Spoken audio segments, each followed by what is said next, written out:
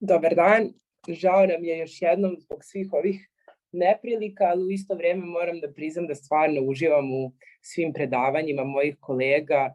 Dragana, kakva angažovanost, mnogo mi se sviđa, nikad ni ja lično nisam razmišljala o mindfulnessu iz tog ugla, zaista interesantno. Hvala puno, opet se izvinjavamo zbog svih tehničkih situacija, ali iznivelisat ćemo to. S druge strane, mi smo jedan mladi skup ljudi, tako da će u budućnosti to sigurno biti mnogo bolje. Ono što će biti moja tema danas je mindfulness u psihoterapiji. Dakle, ja sam psiholog, završila sam svoje studije u Holandiji i moj master rad je tada bio na temu liderstva i mindfulnessa. Dakle, ideja kako u organizacijama može da se koristi mindfulness da bi se postigla bolja produktivnost. I pored toga što je to bila tema mog master rada, to je takođe i moja neka lična tema, jer za mene koncept lično mindfulnessa predstavlja ono što od resursa imaš sada i kako to najbolje iskoristiti. Kroz moje predavanje ću se osvrnuti na to koliko smo često u mislima, u situacijama koje su možda ispred nas ili iza nas, a zaboravljamo na sadašnji trenutak. I shodno tome onda izgubimo tu neku moć ili tu neku korist situacije u koju imamo sad. Naročito je korisno u situacijama u kojima treba da odmah reagujemo i nešto od nas traži brz i oštar odgovor, jer tada kada smo sabrani možemo mnogo bolje da odgovorimo nego ako su nam misli odmah obuzete nekim drugim temama.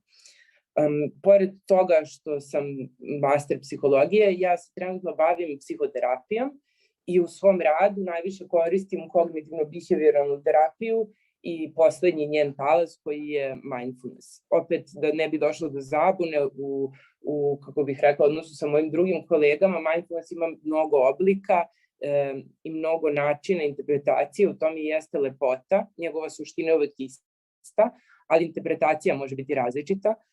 Meni on lično dosta pažnje obuzeo time što je tako nežan i daje taj jedan prostor kojima je ljudima teško nepoznati, koji ljudi teško totalno zaborave. A ono što je divno u cijeloj toj priči sa mindfulnessom jeste da je on urođen i da je to jedna od veština koje samo je potrebno da se podsjetimo. Sve više od toga bi bilo, kako bih rekla, preteran jedan napor. Mislim da je najbitnije da je prvo osvestimo u sebi i da je se setimo da je imamo.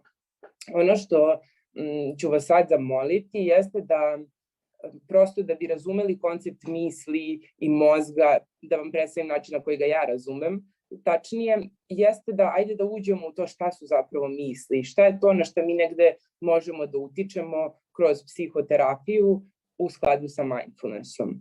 Zato hajde za sekund zatvorite oči ili namestite se udobno, možete i da ne zatvorite oči, znači šta god da je vama najprirodnije neko stanje koje sada možete da zauzmete.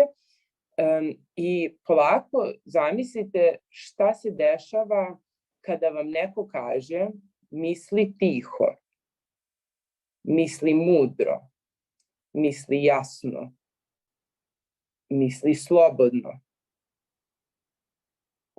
misli hrabro, misli iskreno, misli proaktivno, misli kreativno.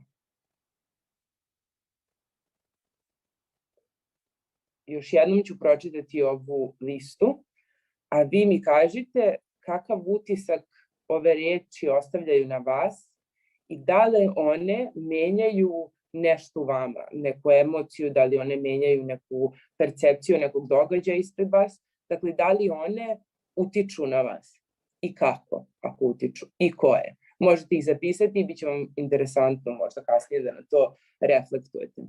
Dakle, misli tiho, misli mudro, misli jasno, misli slobodno, misli hrabro, misli iskreno, misli proaktivno, misli kreativno. ovo je jedan od načina da prepoznate na koji način jedan isti, da kažem, jedna ista stvar, a to je misliti, može uz određeni pridev da da jednu totalno drugu konotaciju. Dakle, naš mozak je jedna stvarno fantastična, da kažem, mašina, možda to i nije najlepši izraz, ali jedan fantastičan uređaj koji zapravo prima komande iz našeg uma, mogu biti iz tela, ali sada se fokusiramo na reči. Bitno je da prepoznamo kako reči utiču na nas. I u tome je čar mindfulnessa. Često nam reči promaknu, u smislu izgovorimo ih ili ih čujemo, a onda zapravo to samo uradimo na nekom autopilotu na kome ni ne osvestimo dovoljno koliko osjećamo i kako osjećamo tu instrukciju koju dajemo sebi ili koju dobijemo iz sredine. To mi jeste cilj. Cilj psihoterapije, u mom slučaju načina koji je ja radim, ne bih da generalizujem, bitno mi je da svako ima svoje viđenje iste, jeste da mi ostvarimo jedno razumevanje. Razumevanje onoga šta je to ispred nas i kako to utiče na nas. Da ostavimo taj prostor, o tome ću danas pričati. Onda da osvestimo obrasce koji se ponavljaju. Znači, prosto postoje obrasci u kojima živimo, u to ću ući dosta detaljnije, pošto je to jedna velika tema, ali obrasci se odnose na činjenicu da jedna reakcija koja je moja prouzrokuje reakciju u osobi preko puta mene, ta osoba reaguje, ja reagujem na nju i tako dalje. I ono što se često dešava kod mojih klijenata i što je često pitanje jeste kada ljudi prepoznaju da im to više ne služi i da im to apsolutno ne odgovara, taj neki obrazac u kome žive i žele da ga promene. Čar mindfulnessa jeste da on nama omogućava jedan prostor u kome mi shvatamo, što mislim da je moja glavna poruka danas, želim da bude, jeste da ja nisam problem, ja nisam situacija. Situacija je deo mene u tom trenutku u kojoj se nalazim, jer tad imam priliku da interaktujem. Ja zauvek nisam ta situacija, prosto život ide dalje, nešto se novo dešava. Zato je bitno da mi prosto to razgraničimo sa sobom, jer tada lakše delujemo. Prestajemo da budemo rob tih emocija koje ta situacija nosi, nego jednostavno otvaramo sebi prostor da napravimo nešto bolje i lepše od onoga u čemu se trenutno nalazimo. Opet kažem, ne mora biti bolje ili lepše, opet su to malo nezgodni termini, ja bih pre rekla, izvinjavam se, drugačije. Onako kako je više u skladu sa nama u tom trenutku.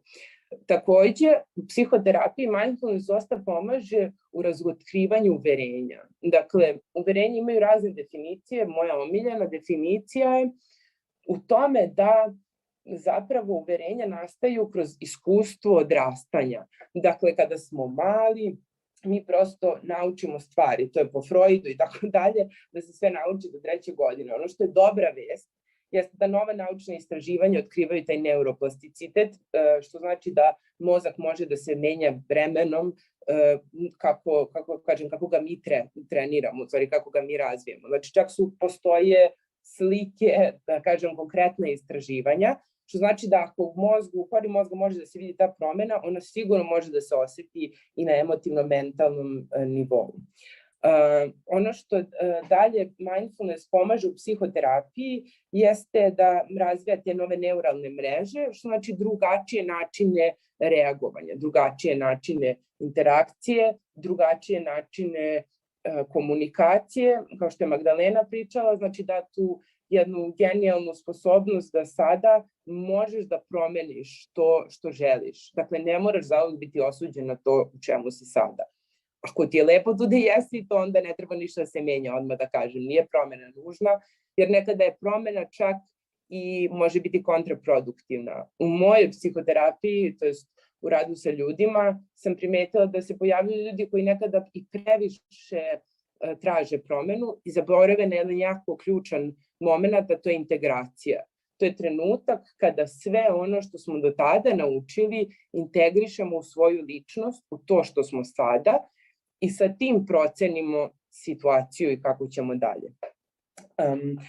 To je otprilike to. Jako mi je bitno da naglasim da u psihoterapiji postoje mnoge škole, ovo je jedna od školi I ja kao psihoterapeut uvek govorim da je najbitnije da je taj odnos između ljudi u dinamici klijent-psihoterapeut uvek mora da bude značajan. To volim da naglasim zato što mislim da je to ključno. Nekada ljudi, nije vezano za ovu temu, ali je ključno zato što ljudi nekada ostaju sa psihoterapeutima koji ne odgovaraju i tako dalje. Bitno je da čovjek uvek ima opcije.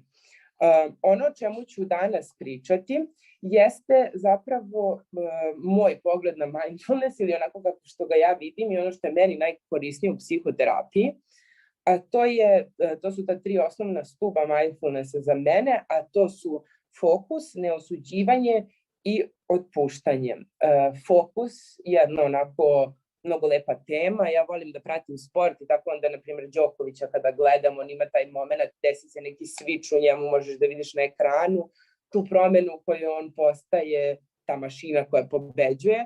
Tako, na primjer, i u košarkašima, voljela sam njih da pratim, sad da ne spominjem imena, ne znam ko prati košarku, ali jako su vidljivo u tim sportskim dešavanjima, jer to su oni trenuci kada vidite da je neko igra, tu je prisutan je manje više, ali onda mu se desi neka onako ključna promena, taj switch u glavi i njegov fokus postaje toliko oštar i izoštren i cilja samo ka jednom pravcu.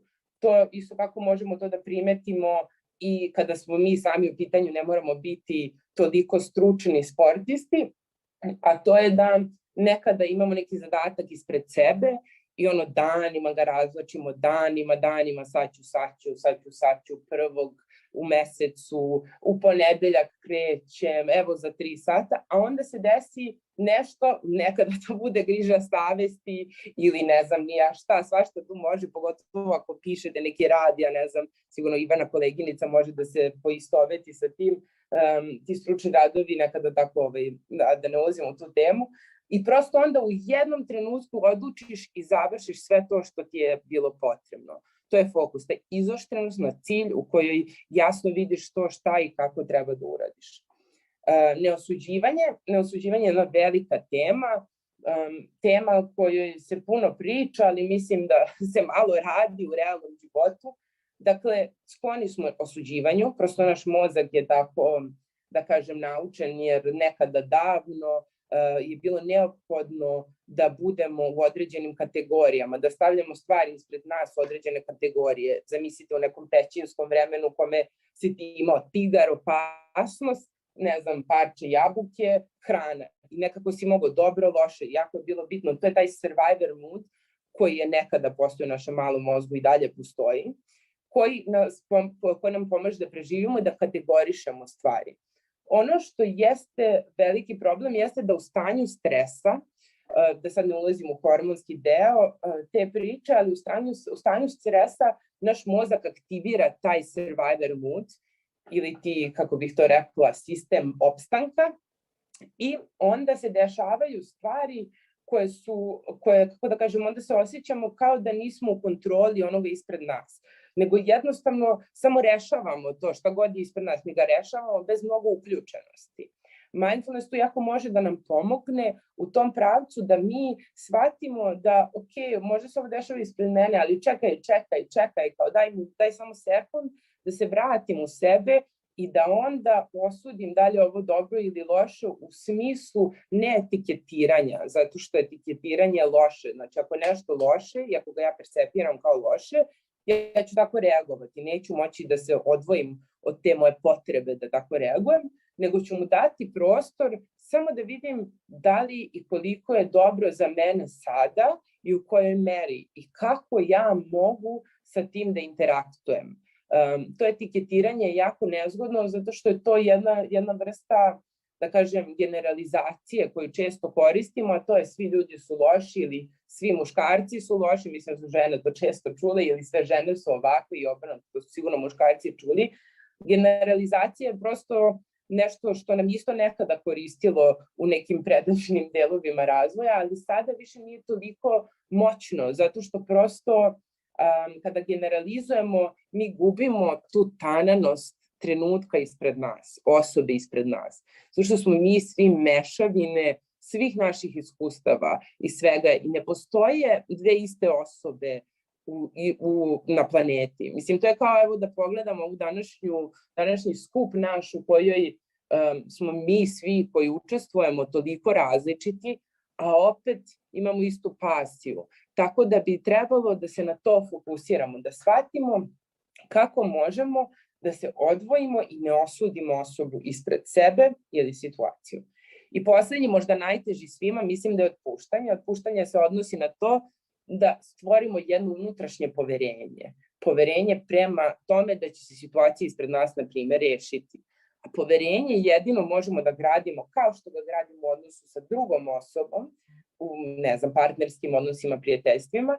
Poverenje takođe gradimo u odnosu sami sa sobom. To je moja perspektiva. Dakle, ako ja sebe izdam za neke situacije, ja ću onda izgubiti poverenje u sebe i manje ću se osloniti i to će se projektovati na moj odnos prema sredini situacije. Zato mislim da je to jedna od najtadanijih i najnežnijih delova mindfulnessa, koja je možda delo ovako na izgled teško da se istrenira, ali je zaista moguća, jer to je ono što je zapravo core naše ličnosti. Dakle, konkretno kada pričamo o tome kako mindfulness izgleda u psihoterapiji i kako ga ja koristim, jeste da postoji i taj jedan čuveni krug u kognitivno-behavioralnoj terapiji koji se odnosi na misli, ponašanje i emocije. Dakle, sa klijentom često prelazim preko tih 3 kruga, ali ono što bih želela danas da naglasim jeste da mindfulness omogućava da mi u skladu sa osobom sa kojom komuniciramo možemo da odredimo kako želimo da ta promena nastane. Da li želimo da ona nastane iz emocije, iz misli, iz ponašanja. To je krug koji se zauvek vrti i mi smo uvek u tom krugu. Taj krug uvek može bude bolji ili gori, mi odlučujemo kako ćemo da ga menjamo i da ga oblikujemo, jer mi zapravo imamo moć. Meni je to jako bitno da prenesem kao poruku, naša sabranost je naša moć i moć da odlučimo kako ćemo da interaktujemo, kako ćemo da reagujemo, šta ćemo da uradimo. Mi zapravo imamo moć. Često zaboravimo od svih misli svakodnevnice. Dakle, u psihoterapiji je mindfulness koristan na nivou toga zato što on pomogne da u radu sa klijentom osvestimo da li želi da radi na mislima, na emocijama i ponašanju i radimo na promeni. Mi kada počnemo da radimo na promeni, mi prvo odredimo tu gde se nalazimo, a onda posle toga mi odredimo kako je neko željeno ponašanje ili kakva je ta neka željena emocija i onda napravimo jedan plan probe te promene, testiramo te emocije, takođe testiramo i uverenja. Skoro iz nekog ličnog iskustva sam imala klijentkinju s kojom sam komunicirala na tu temu ljubavi prema sebi, koliko sebe ceniš i voliš, a onda smo zapravo došli do zaključka da nekada mi imamo jedno negativno uverenje, to je ja ne vredim, na primer, i onda iz tog negativnog uverenja mi kreiramo svoju realnost. I zaista tako izgleda. Znači onda ljudi ti nisu prijatni prema tebi, osjećaš se izdano iz više razloga i takve situacije se nameštaju i ta osoba to vidi. Dakle, jedini način da dođe do neke korenite promene jeste da se prepozna to uverenje i da se onda kroz tehniku pitanja ispita da li je to uverenje vredno, da se prepozna kada je ono bilo vredno, kada je ono koristilo i kako sada može da se ono promeni. Ali ono što je najbitnije jeste da se sve to ponovo ispituje u realnim situacijama. Psihoterapija nije nešto što se dešava u balonu. Bitno je, kao što je Dragana rekla, angažovani mindfulness, znači bitno je da je to nešto široko, mi smo deo zajednice, jako je to bitno da naglasim i tu isto može se uključi, Vesna spominjala self-compassion, mislim to je isto jedna od genijalnih tehnika u kojoj se to samo saosećanje dalje razvija. Ono što je dalje što bih voljela da naglasim jeste da mindfulness može da se koristi u psihoterapiji tako da pomogneš klijentu da razvije tu odstupnicu od sebe i situacije, ali takođe ono što ja predlažem jeste da prosto se on i trenira. Bitno je, kao što su sve moje kolege naglasile, da čovek ostane uporan u tome, zato što prosto smo svi podložni tim promenama i podložni smo tim situacijama da prosto izgubimo tu veštinu. To je ono kao kada treniramo, fizički se spremamo, evo na primjer sad će leto za leto, ali čim prestanemo da idemo u teretanu, naš mišić mindfulness opada. I mislim da se često dešava da taj deo, kako bih rekla, nekako razočara ljude ili im da neki osjećaj da možda nešto dobro ne radi ili da nešto nije u redu, a to zapravo nije istina, možda jeste istina iz te perspektive, ali zapravo nije, jer je potreban je taj trening, potreban je taj razvoj, potrebno je to konstantno, kako bih rekla, konstantna uvežbanost u tome. Tako isto takođe, ono što je jedan od delova mog posla jeste taj trening mindfulness u korporacijama, gde je stres naravno jedna od velikih tema bilo koje korporacije. Ja sam između ostalog radila u Amazonu, koji je, verovatno većina vas zna, jedan od najvećih giganata na planeti trenutno. Radila sam u HR-u tamo. I mislim, stres je zaista nešto što je neizbežno. Ono što je bitno jeste percepcija tog stresa. Postoje stresovi u kojima mi možemo da napredujemo, koji mogu da nam koriste kao drive i u kojima nam je fokus izoštren, kao što sam malo pre spomenula, i da to onda koristimo kao neko gorivo. Onda bih voljela da naglasim da baš taj osjećaj stresa u kome se vozimo i koji nam daje tu čarobnu moć da postižemo, on može da se pretvori u jedan loš stres, koji sam isto takođe često primećivala na psihoterapiji, to je taj jedan burnout, recimo, mislim je jedan, da kažem, najtežih oblika konstantnog stresa, prosto zato što u tim situacijama mi smo već izgoreli, naše telo je konstantno pod uticajem tih hormona i pod uticajem tih misli, da prosto izgubimo moć da nastavimo dalje i da prepoznamo trigere. I da te trigere ne iskoristimo kako treba, nego ih iskoristimo da nas oni zapravo budu kontraefektivni. Mindfulness u psihoterapiji je zato ključan jer pomaže u prepoznavanju trigera ili okidača. Dakle, o čemu se radi tu? Dakle, triggeri i okidači su situacije, ljudi, okolnosti, znači sve što je u našoj sredini, što u nama izaziva određenu reakciju. Taj okidač radi na tome da on u nama pokreće nešto. Naprimjer, najočigledniji okidač je neko ko ima fobiju od pasa i kada vidi psa na ulici prosto upadne u stanje stresa. Samim tim, ti okidači su prosto u sredini i ti prosto ne možeš da ih primetiš tako lako ako nisi prisutan. Tu je mindfulness zlata vredan, zato što on omogućava da ti te trigere vidiš u svojoj sredini bez da odmah se uhvatiš za njih i da ti to postane problem, da ti to postane nešto u što si se već uvukao. Dakle, da izbegneš taj autopilot. Zato je bitno da uz mindfulness praksu koristimo i tu svesnost u svojoj sredini. Ona će to razviti. Jedan od meni super načina, pogotovo za ljude koji rade u nekim poslovima ili u firmama koje dosta stresa izazivaju, jeste da uzmu i da naviju alarm u određeno vreme u kome oni, na primer, imaju neki slobodan prostor. Dakle, to je vreme u kome, recimo, za vreme ručka od sat vremena, recimo da je ko 1, naviju alarm i kažu 1, zvoni alarm, i onda treniraju to svoje prisustvo time što će, kad ih alarm podsjeti, pogledati šta se dešava oko njih, u kakvoj su situaciji, šta je to što ih tu privlači, kakva im je pažnja na tome i tako dalje. Zato je bitno da mi to razvijamo, da razvijamo tu veštinu. To sa alarmom je jedna od prilika. Bilo je dosta, da kažem, vežbi koje su moje kolege pomenule. U mindfulness takođe u psihoterapiji pomaže u otkrivanju takozvanih trikova mozga. Trikovi mozga su nešto što je moj vrlo drag koncept, zato što mi je nekako bilo zabavno da sebe lovim u njima i u svojim trikovima, gde mene moj mozak, kako da kažem, zavodi u različitim pravcima. A to je prepoznavanje toga sve ili ništa. Dakle, često upadamo u kategoriju u kojima kažemo ovo je skroz dobro ili ovo je skroz loše, ne postoji sredina. To su momenti u kojima mindfulness i razvoj te veštine ti daje odstupanje da shvatiš da zapravo uvek postoji jedno pravilo koje će potkupiti tu kategoriju ispred tebe i koje moći ćeš da kažeš sve jabuke su crvene, a kad gle ono je jedna zelena. To je ta moć da prepoznamo različite kategorije. Generalizacija služi isto kao etiketiranje i da se napravi to jedno odstojanje.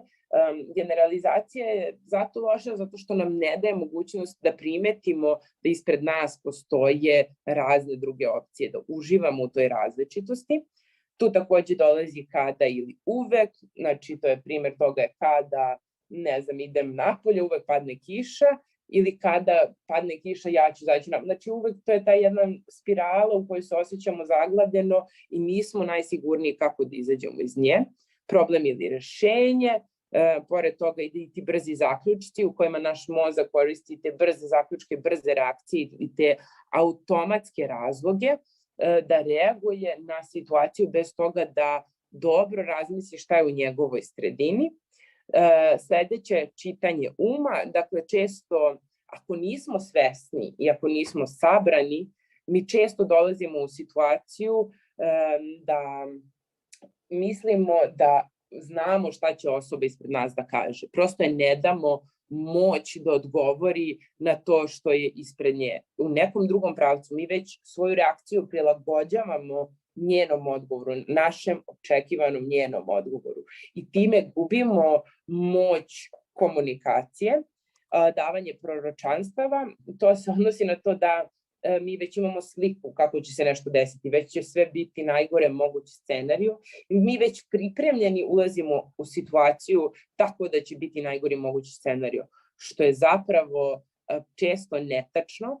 Zato je bitno da u mindfulnessu i sa mindfulnessom tačnije steknemo tu veštinu u kojoj pravimo tu odstupnicu. Znači, moji klijenti, na primjer, često primete da im to pomogne da prestanu da imaju razne strahove.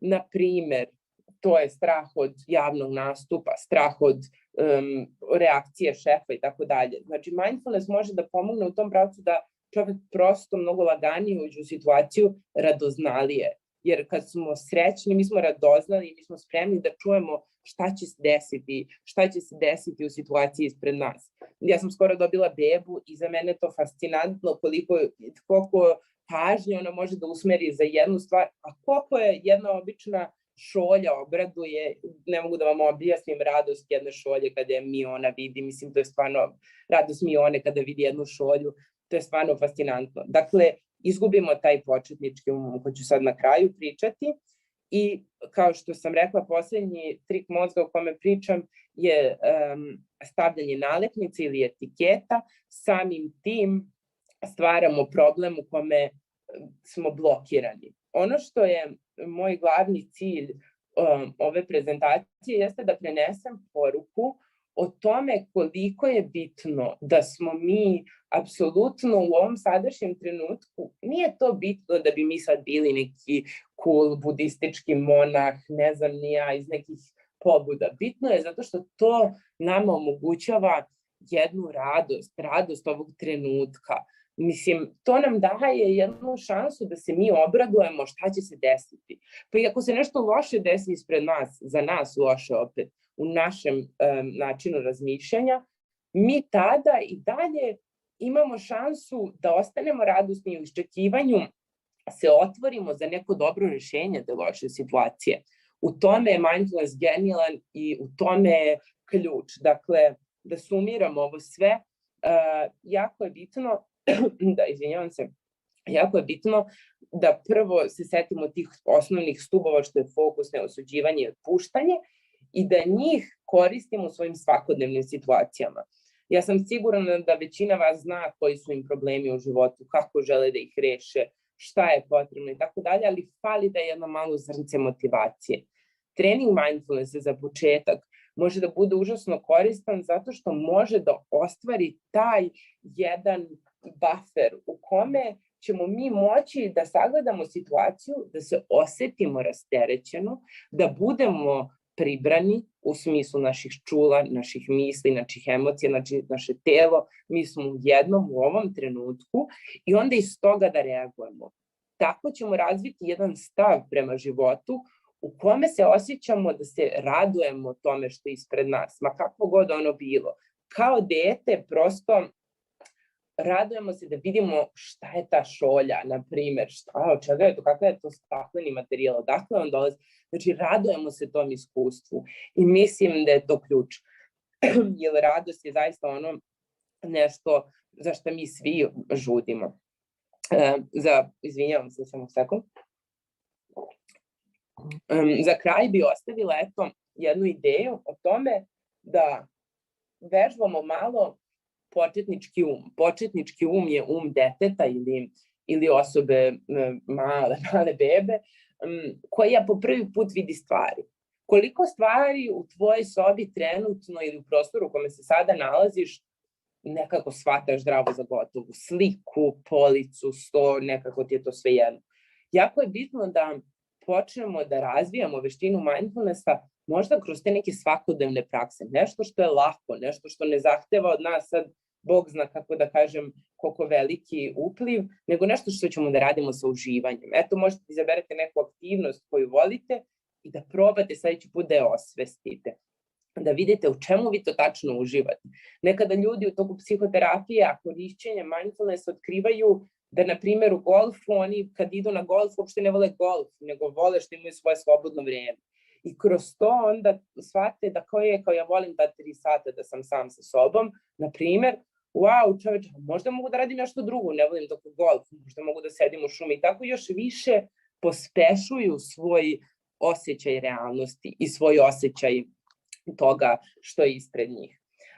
Zato ću vas zamoliti da počnemo da vežbamo početnički um, time da izaberete jedan predmet na stolu ispred vas i da mi kažete, ne da mi kažete, možete da napišete u chatu, to bi bilo idealno, stvarno idealno, ali možete da zapišete šta god to bilo, može ja ću uzeti gumicu, imam gumicu ispred sebe, šta taj predmet zapravo predstavlja, kakvog je on oblika, kakvog je on materijala, šta on sve može da uradi, šta on može sve da postigne. Dakle, šta sve tu postoji, odakle ova plastika koja je napravljena i tako dalje. Jako je bitno, jer razvijanjem te veštine, ono što sam primetila u korporacijama, dolazi do promjene da ljudi zadatke, situacije ispred sebe i ono što, na primjer, od njih menadžeri traže, rešavaju na nove načine. Jer ti to daje jednu odstupnicu, ne kažeš što je gumica, ok, ne treba mi zdravo. Ne, ona kaže, čoče, ali vidi, ovom gumicom mogu da vežem, ne znam, zavesu koja mi je smetala. Otkrivamo nove načine funkcionisanja. To bi bila moja glavna poruka. Marina je moja sledeća koleginica koja će pričati.